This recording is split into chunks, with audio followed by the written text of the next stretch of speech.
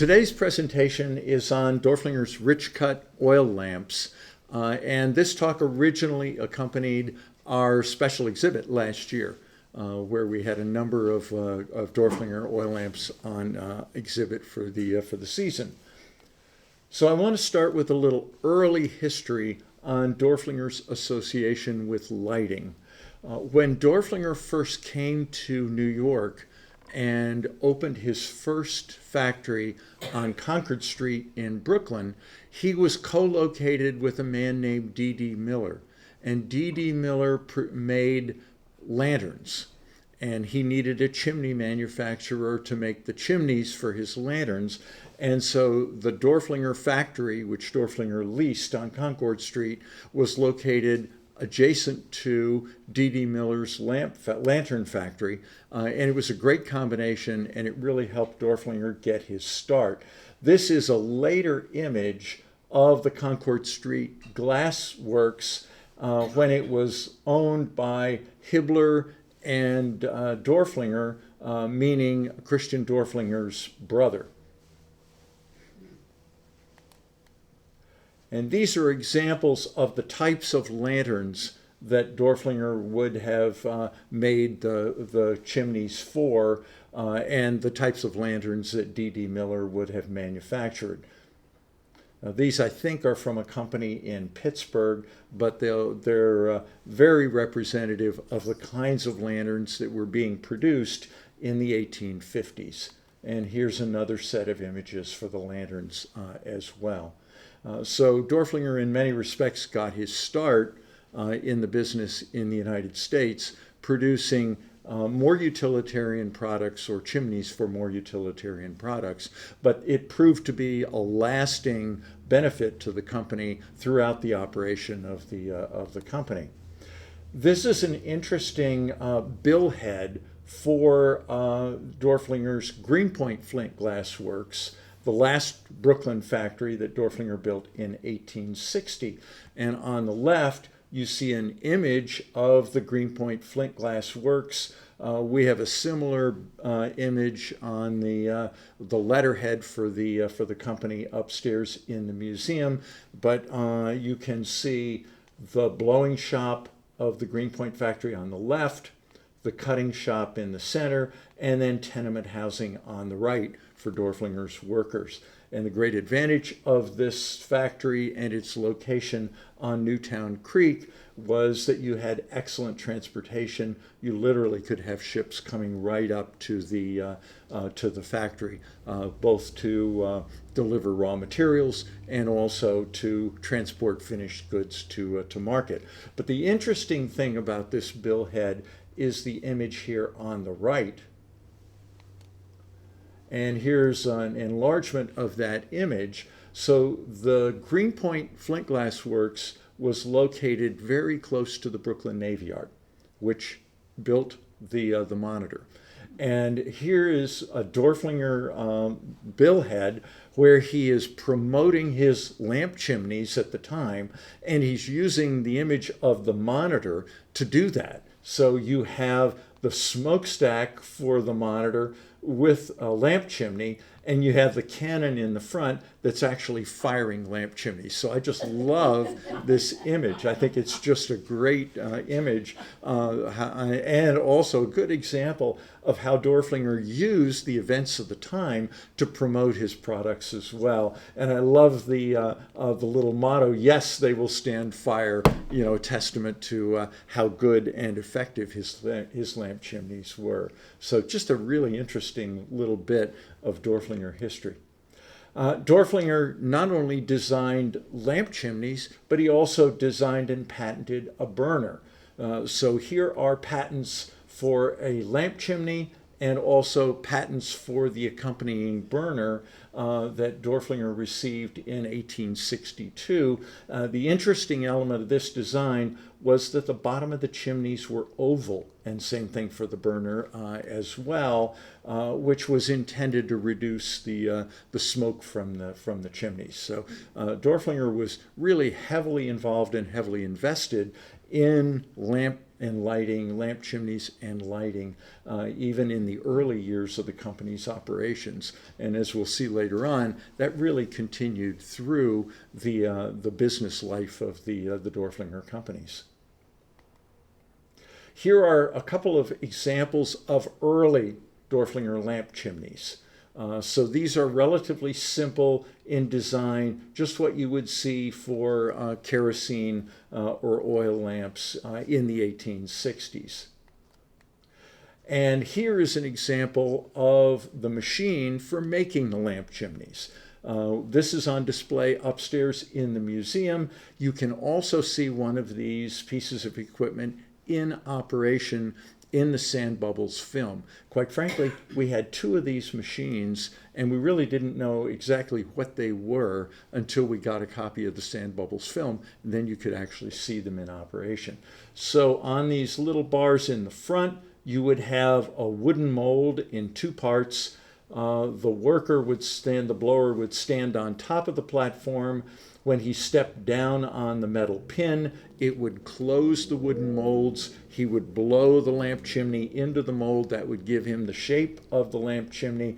And then when he took his foot off the pin, the mold would spring open. And then when he stepped off the platform, the mold would drop down into the metal tank below here, filled with water to soak and get prepared to make the next lamp chimney. And here is an example of the lamp chimney as it would come out of the mold. So you can see at the top, the chimney is broken off of the blowpipe, and at the bottom you have a solid base where the chimney was blown into the bottom of the mold. The next step in the process, which you can also see in the Sand Bubbles film, is that another worker would use a small flame to crack off the ends of the chimneys on both ends and then fire polish the edges. So pretty rapid and simple process, and Dorflinger developed these machines to somewhat automate the process of making lamp chimneys.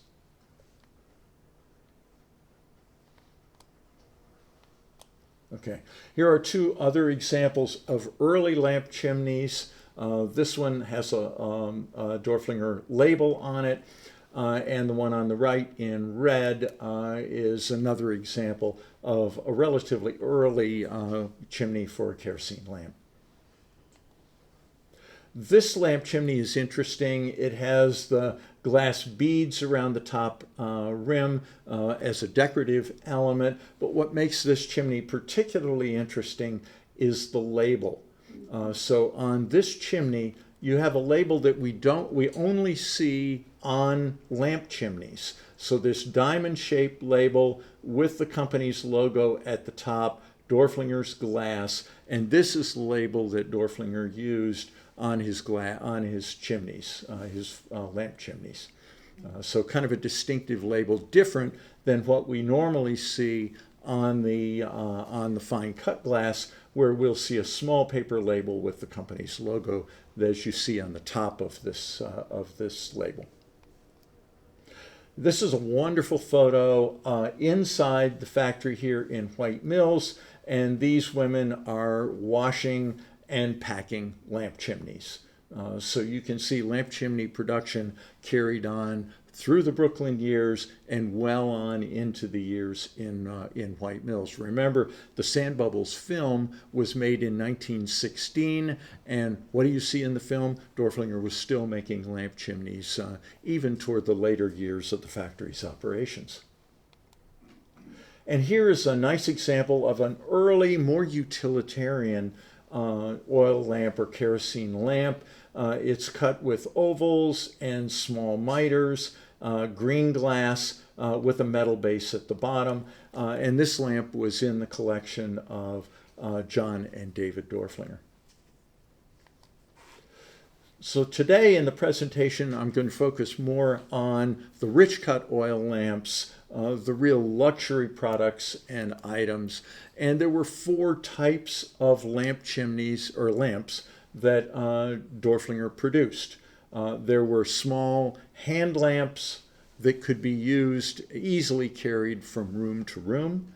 There were princess lamps or boudoir lamps for your bedroom, but again smaller, given the way that they would be used. Globe princess lamps, more for a parlor setting, and finally, at the top of the pyramid, the large banquet lamps that were used to light your dining room. And Dorflinger produced lamps in all four of these categories, and we'll visit some examples of all four.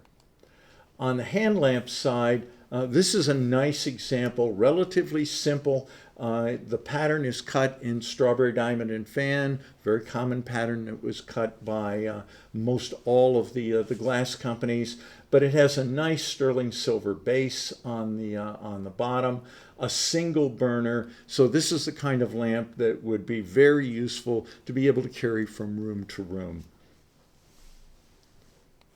Here's another interesting example cut in Dorflinger's colonial pattern. It's a relatively simple little lamp. This is almost like a large tumbler, and then with the burner attached to the top of the tumbler, and then that lower portion would hold the kerosene and again a single wick. This is the kind of lamp you would use just to move as you're moving from room to room, so you had some light as you went along.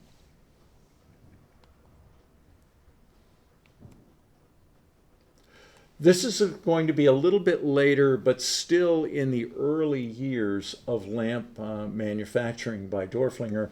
This lamp is cut in the hob diamond pattern, so you have a hob diamond shade at the top, the hob diamond sphere in the center that would hold the kerosene, a decorative ring here, and then a pattern cut base on the lamp as well. So really kind of a nice, elegant lamp. It's about 20 inches high, so still relatively on the small side, but this would be a nice lamp for a parlor. Probably done in the 1880s, early 1880s, perhaps even into the 1870s. And what makes this kind of interesting is the shape. So if you look at the shape of the shade on the top, it is very similar to the shape that we see on this small pint liqueur decanter. This was in John and David Dorflinger's collection. Looks to us like it could well have been part of the sets that were produced for President and Mrs. Grant in the hob diamond pattern.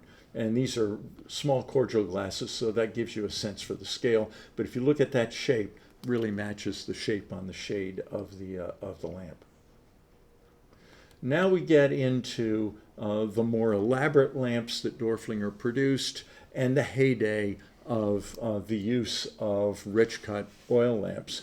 Rich cut oil lamps were predominantly made and used in larger volumes from about 1885 until about 1905. After about 1905, electricity became pretty widely available, and these lamps went out of fashion. So there was really only a relatively limited window where you began to see these really elaborately cut oil lamps or kerosene lamps. And that was really the heyday of this portion of the market. And Dorflinger produced more of these lamps than any other company in the industry. They also produced blanks for other companies to cut in making these lamps as well. The one lamp you see here is an example of what Dorflinger called a princess lamp. These lamps are about 20 inches high, so relatively small, and would have been an ideal lamp for your bedroom, a boudoir lamp. A single burner, so you got some light out of the lamp, but not really intense. And there are multiple pieces to these lamps. These lamps are relatively complicated. They were also among the more expensive items that Dorflinger produced because you had so many elements and pieces to the lamps. So here at the bottom, you have what we call a petticoat base, open at the bottom, but with this nice drape for the pattern. You have rings that hide or cover the metal connectors between the different elements of the lamp. In the center, you have the oil font that held the kerosene, the burner, the shade at the top, and then the chimney. And again, a single wick or a single burner for these lamps. But they're really quite pretty and delicate. They really have a very nice look. They're among my favorites of the Dorflinger lamps. Again, this one is cut in a very simple strawberry diamond pattern. Many companies cut this pattern, but this is the Dorflinger shape and all of the elements that you would see in the Dorflinger lamps. Here's another example. This one is in Dorflinger's Lorraine pattern. Again, same thing, the petticoat base in the bottom, the separating rings to hide or cover the metal fittings to just give a little more glamour to the lamp itself, the oil font in the center, the burner, the shade, and the glass chimney.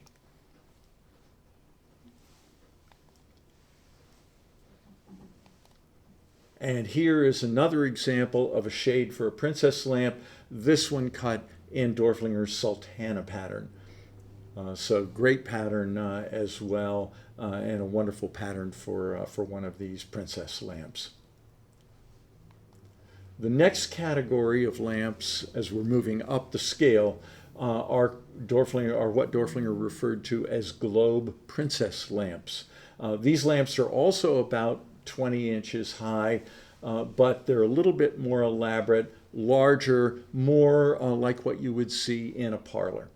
And this lamp is cut in Dorflinger's Gloria pattern. So at the bottom, you have one globe that serves as the base of the lamp. You have the burner in the center. At the top, you have the shade and the chimney for the lamp itself. In this case, you actually have a metal oil font that sits down into the base. I particularly like, in the case of this lamp, how Dorflinger used the Gloria pattern, because that pattern has a row of hobstars and then the basket weave and miter pattern below it. And what he has done is he's used the pattern one direction on the base, and he's reversed it on the globe at the top so that the hobstars are on the bottom. And it just gives a nice symmetry to the lamp. Now, these lamps typically have double burners or duplex burners. So you actually have two little handles, two wicks, so you would get twice as much light out of one of these lamps. So really suitable for lighting up your parlor. We give you a fair amount of light in your living room and in your living areas, and plenty of light available to read. Jim, how stable is that on the bottom? It actually is pretty stable because it's kind of flat on the bottom, so it's not perfectly round. It's intentionally made with a flat base. And this lamp is pretty heavy, so once it sits, it's not tipsy-topsy. It's not going to turn over very easily. Yeah. But then you begin to see some elaboration on the design to avoid just that potential problem. And here's a good example. So this lamp is cut in Dorflinger's Brilliant pattern, which is a variation on the Russian pattern. And here you see all of the elements of the Globe Princess lamp, that lower globe, the burner in the center, the upper globe shade, the chimney. But now, to make the lamp a little more decorative and a little more elaborate, and to definitely ensure stability, you have this nice silver-plated base on the bottom. And this lamp was a gift to the museum 2 years ago from Susan Watson, and her mother had purchased the lamp up from one of the dealers in this area, and she donated the lamp to the museum. But nice example. We had this one on exhibit last year as part of the lighting special exhibit. And again, the duplex burner, two burners, two wicks, so you get a fair amount of light. We experimented last year when we did the exhibit with trying to put small little electric lights in the lamps because we wanted to try to give people the sense of what these lamps looked like when they were in use, because you have all of these beautiful cut patterns, you have the light coming through the pattern, you get interesting shading and reflections on the surrounding walls. But unfortunately, one of the things we found is the batteries in those little lights last a very short period of time, so they worked for a few hours, and after that they basically stopped. But for those who got a chance to see it right at the early part, you could at least get a sense for how these lights were used. And I don't know if any of you have seen the Kenneth Branagh version of Death on the Nile. But if you look in the dining room, the bar area, there were a couple of these lamps on the bar that I think were actually used or lit, so you could really see what they look like, and they're really quite stunning. Here's another example that's even more elaborate. So this was Dorflinger called the S lamp. So it's not a sphere on the bottom. Instead, you have what almost looks like a jar or ginger jar with these interesting handles or ears. This is cut also in the Brilliant pattern. And this one, the oil font is glass, and it has a pattern cut top. So the glass oil font sits down into the jar for the base. Then again, you have the duplex burner, you have the chimney, and you have the glass shade. Now, this lamp has an elaborate tulip shade.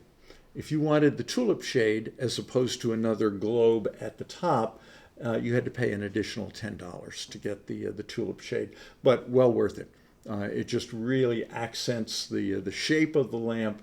And if you look, this lamp is on display upstairs. If you look at the cutting is actually on the base of those handles and very close around them. I don't know how the cutters did that without bumping those little handles, which would have snapped right off.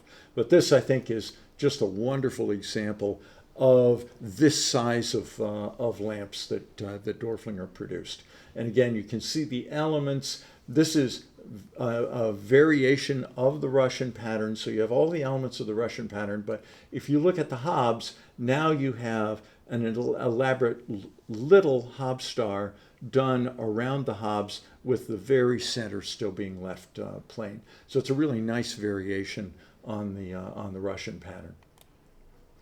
This lamp was called a V lamp, and Dorflinger sold this both as a lamp and as a vase. So it could be used either way, and that's the way Dorflinger would have marketed it. So you have the base of the lamp here with the handles. This one is cut in the traditional Russian pattern, so you have that traditional Russian star on the hobs. And here again, just as in the previous lamp, you have a glass oil font for the kerosene with a pattern cut top. On this top, at the very top, you would have had the burner attached, and this lamp is shown in the Dorflinger catalogs with a spider and a dome-shaped shade at the top. So a really elaborate lamp, and with a pattern cut foot as well, which really makes a nice element to the design. And here is a view of that oil font. The Dorflinger both bought metal oil fonts from metal manufacturing companies and did their own glass oil fonts. The glass ones were actually cheaper because they were making them themselves, but this is a good view of what the oil font looked like with that nice pattern cut top, which I think really adds a nice finish to the lamp. Question? Yes. That fit down into the other one? Yes. So that the kerosene wasn't on the cut glass? Correct. That's right. Now, in some of those early ones, you don't have this glass insert, so the kerosene is actually in the cut glass, which actually turned out to be not so good because you get that kind of yellow stain and look to it, whereas this keeps it a little bit farther apart. The other nice thing about the glass ones is they don't show through the cut glass quite as much as the metal ones do. But if the metal one's silver plated, it kind of disappears as well. Yeah, but this just sets it down in, and you can see the overlap at the top here, and that just holds it firmly in place in the base of the lamp. So now we're going to move on to banquet lamps. This is what Dorflinger often referred to as a low banquet lamp. Some people call these Gone with the Wind lamps. So this is going to be about 30 inches high. And you have this large squat base to the lamp, the burners, duplex burners in the center, the globe on the top, and then the chimney as well. But this would have been in a size that could be used in a dining room. So now we're starting to move into the banquet lamps. This one is cut in pattern number 99, probably Dorflinger's most elaborate pattern. So you can see how detailed and elaborate the design is. This lamp is on display upstairs in the museum now as well. There were slight variations in size to these lamps. I've seen some examples of this lamp where you have a neck that would stick up maybe another inch above the top with a row of hobstars cut, which was a really nice way to finish the design and add a little bit more elegance to the piece. But these are very popular. Again, was a nice lamp to have in your dining room to provide light, but also to add some interest and excitement to the room as well, especially in a really elaborate pattern like pattern number 99. This is a good point to talk about chimneys.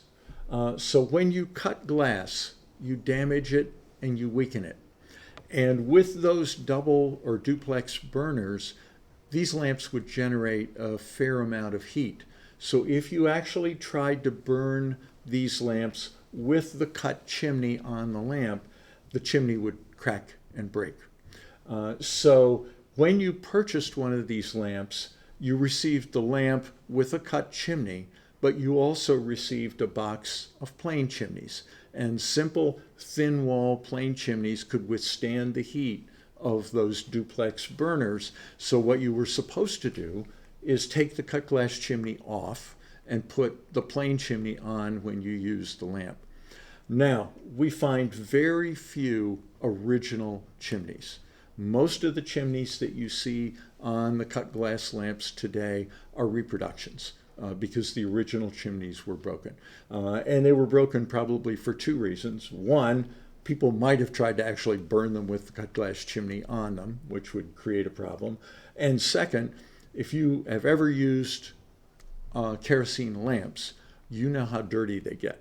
And you are literally cleaning these lamps every day or two, taking them all apart, and that's hard on lamps too, and especially on the chimneys. So it's relatively rare to find an original cut glass chimney, and this is one example. This chimney weighs probably about 4 pounds. And so it's a nice thick blank, matching pattern number 99 to match the lamp, and it's great to have an example of one of the original cut glass chimneys. But most of the other lamps that you have seen and will see that have cut glass chimneys, the chimneys are reproductions. There's a cutter named Pepe Herman who would specialize in cutting these chimneys for collectors, so that they would have a cut glass chimney to show off with the lamp. Now here, another variation of the Princess Globe lamps, but in a larger size with this really elaborate nickel-plated and brass base to the lamp, so that now you've taken what was a simpler design and you've really elevated it to a larger lamp suitable for use in a dining room. Again, the double duplex burners, the shade here, so you can see all of the elements of the Globe Princess lamp, but it's been really elevated to a different level. And this is really a beautiful lamp. Again, this is a good example of one of those reproduction chimneys. You just don't find the original chimneys very often on these pieces. And this one is done in the Russian pattern as well. Here is a tall banquet lamp. These were about 34 inches high, some even a little bit higher than that. the same elements that we've seen in the other lamps. So you have a base, you have a ring or separator to cover up the metal fittings, you have the oil font here, the burner above, the shade, and the chimney. This one's about 34 inches high, so pretty standard for a tall banquet lamp. This one again is in a relatively simple design, the strawberry diamond design, but I especially like how that design opens out in the base and expands out to just add interest to the design. Also interesting to look at the construction of this lamp. The way the base is blown, the bottom is enclosed. So unlike those princess lamps with those delicate petticoat bases where the glass comes down and it's completely open underneath, this one is closed across the bottom of the base, which also makes the lamp very stable.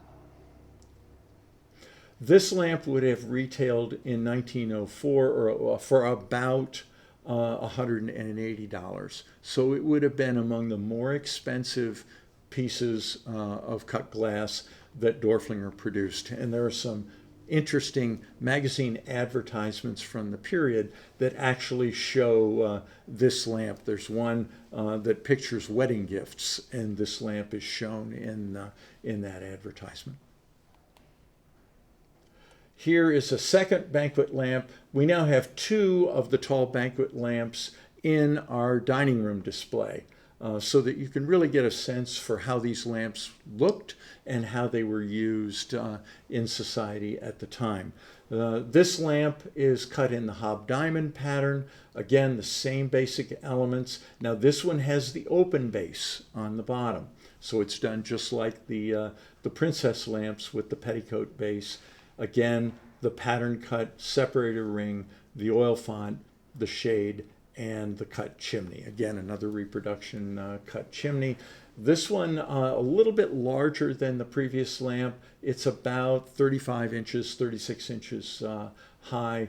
Again, another simple pattern, but it really looks quite elegant in the design of this lamp and in the dining room setting.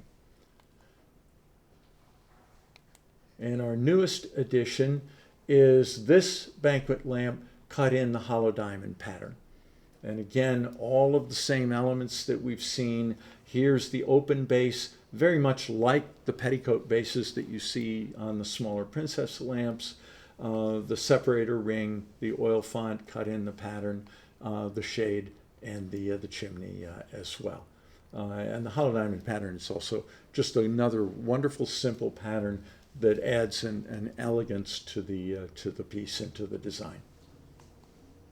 And here's just a close-up. I love how the light refracts the cutting on the hollow diamond pattern. Question? Yes. About what wattage could we compare that to? Yeah. They give off? Well, even with two burners, they're still not generating the kind of wattage you would get from a brighter electric bulb. So maybe 40, 60 watts. Yeah. So even with a couple of these banquet lamps in your dining room's still going to be kind of dim lighting, and yeah, which was okay at the time. And then you had some candles as well. Exactly. Yeah. Exactly. But the double burners gave a fair amount of light, but not as much as we get from electric lights, which is why when electricity became available, everybody was eager to replace these. Yeah. And Yeah, did you have to use both burners? Could you just use one? You could just use one. They're separate, But but they're fairly close together, and they were really intended to both be used together. In fact, the flame might actually even move from one to the other because there's a little metal plate that separates the two, but they're pretty close. Yeah, yeah. And I think in this setting, you wanted as much light as you could get. Okay. Now, this is a difference. This is not obviously the same lamps as we saw with the cut glass, but this is a Honesdale decorating lamp. really unusual. So Honesdale Decorating was set up and operated beginning in 1901. So right at the tail end of the period when these oil lamps were really in fashion and really in use. This is the only one of these Honesdale Decorating oil lamps that we've seen. Again, this is a small lamp. It's probably 16 inches high, but just a gorgeous little example of Honesdale Decorating work. Here you can see the metal oil font in the bottom. It shows through the glass, and then the brass insert with the burner, single wick burner on this lamp, and then the shade at the top, and then the chimney.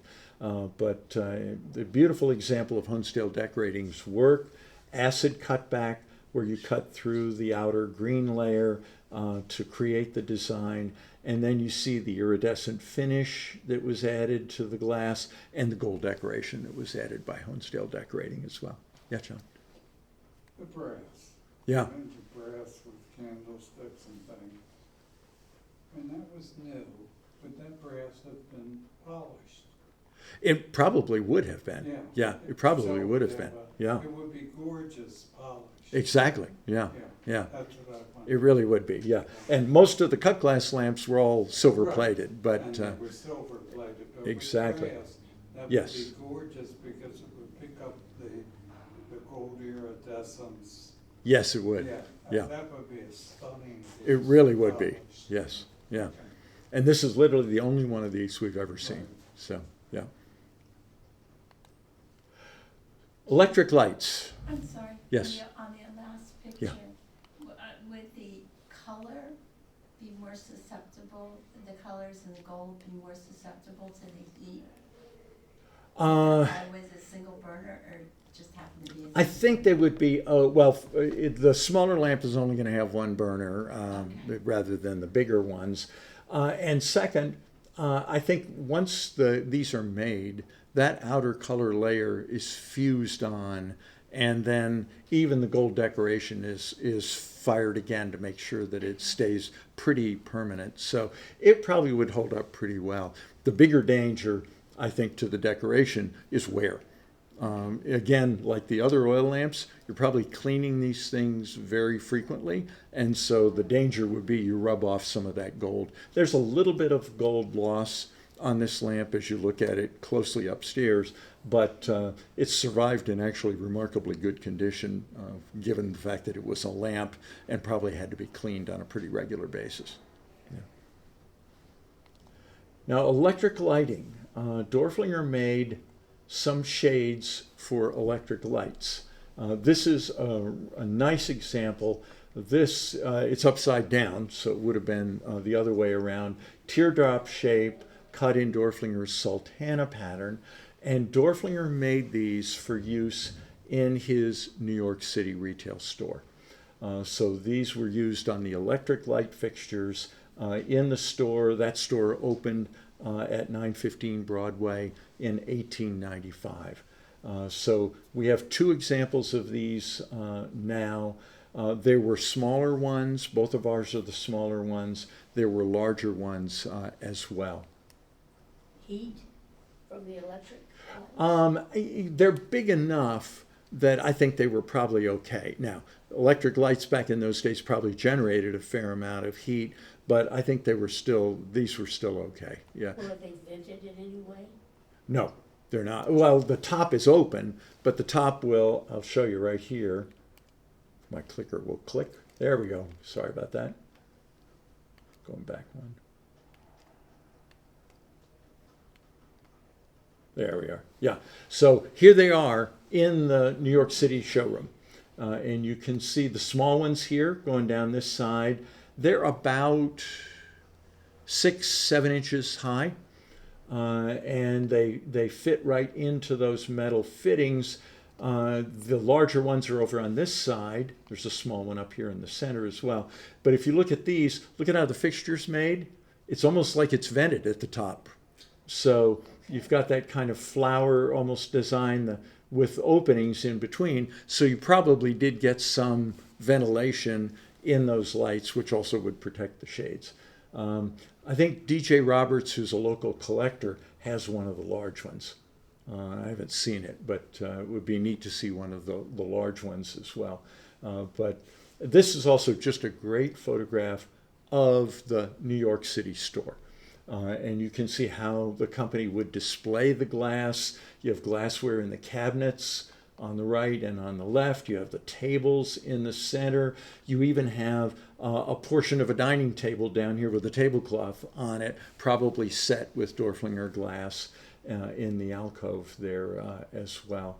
So it's just a great example of how Dorflinger would market his glassware, and he wanted the store to be particularly elegant. So you have beautiful woodwork, and then you have these gorgeous Sultana glass shades on the electric I'm lights. just thinking, excuse me, while I'm watching this, you wouldn't want to bring any little children. Probably not. No, that's probably right. Yeah. Now, Dorflinger also made shades for the combination gas and electric chandeliers.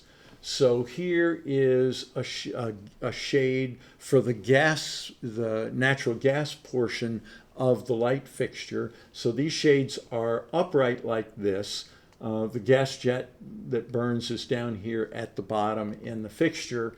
This is cut in Dorflinger's antique hob and star pattern, which is, again, a variant of the Russian pattern. Here, instead of having the little star cut on that red hob, the hob is left plain, which is really nice, actually, with the red color. So Dorflinger made these, as did other companies. And Dorflinger also made electric light shades for the electric portion of the chandelier. So these would point down, the gas shades would point up. This shade is in Dorflinger's Marlborough pattern. And if you look at Christian Dorflinger's 75th birthday party, you can see an example of one of these combination gas and electric chandeliers. Not with the cut glass shades, but here is the electric portion at the bottom. Here's the gas portion at the top. The reason for the combination is electric service wasn't 24 hours a day. And so when the electric service went off, you had the gas service to light your dining room. But this is just a great photograph on so many levels. Here you see Christian Dorflinger here, age 75, at the head of the table.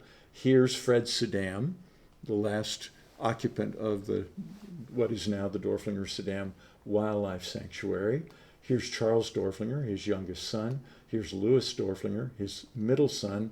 And William is probably down here at the end someplace, as is Christian Dorflinger's wife at the other end of the table. And there are some great Dorflinger glass pieces on the sideboard, like the Centennial decanters that you see here and here. So it's a great photograph on so many different levels, but it's also a good example of these gas and electric chandeliers. So I'm going to spend a couple of minutes talking about the Wilson collection. There were two longtime American Cut Glass Association members, Gene and Jim Wilson, and their focus of collecting was just on these brilliant cut oil lamps.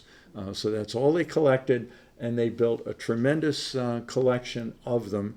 In 1997, Gay LeClaire Taylor, who was the curator at the Wheaton Arts Glass Museum, mounted an exhibition of the Wilson collection, really a nice exhibition. The catalog for that exhibition is here, still available, a very nice catalog, and it was a nice exhibition.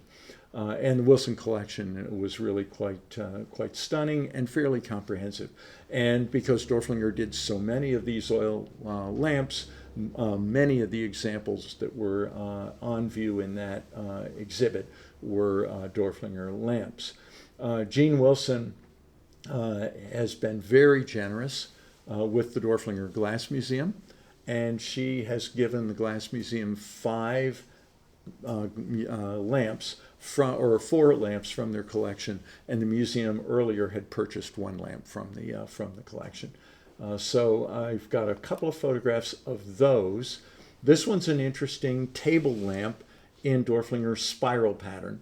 So spiral cutting on the base, there's a hobstar on the foot, spiral cutting on the oil font, just a plain chimney with the glass beads at the top. Spiral is such a nice, simple, elegant Dorflinger pattern, and it looks quite attractive on this lamp. This is the largest lamp they have from the Wilson collection, a large banquet lamp in the Savoy pattern. Very nice, intricate Dorflinger cut pattern. This is about a 34-inch high lamp, a great example of Dorflinger's banquet lamps. And here's a little bit closer view of the detail of the Savoy pattern. So this was purchased by the museum a number of years ago, before I was involved with the sanctuary, and one of the highlights of their collection. Another example of one of Jean's gifts is this lamp in the Belmont pattern. This is another great shape for a little bit smaller banquet lamp than the other one, but just an interesting design and an interesting shape.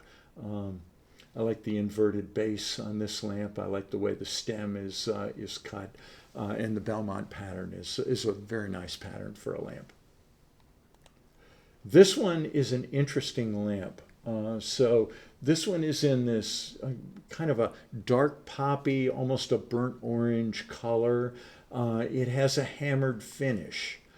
So the finish is done on these center panels to imitate a hammered metal finish. The only way you get that is the cutter has to cut each one of those little dimples to create the background texture before the floral design is cut through. We have a small cologne in this same color and done exactly the same way, but here you have a large lamp. This is probably about 30 inches high, so not as big as the large banquet lamps, but still a nice size lamp, very similar to the Globe Princess lamps in that you've got a center globe here, a large globe at the top, and then this nice cut base at the bottom. So just a beautiful lamp, and it's rare to find lamps that are done in color. An identical lamp to this in colorless glass is in the Grant House Museum in Galena, Illinois. And the Wilsons had one in colorless glass as well. It's interesting, Jim, that they use the colorless chimney Yes, in the colored glass. exactly, yes. And they've left some of the stem. Yeah, I can see They've it. cut through the color Yeah. to, as you would happen when you cut the stem and cut the base, you're going to expose the clear glass underneath. Yeah, yeah. Yeah, it's an interesting combination, yeah. And that could be, I suspect that's a reproduction chimney, yeah. So maybe, I don't know if the original one might have had a color chimney or not, I just don't know, yeah. And that's the end of our presentation. Yeah. Yeah.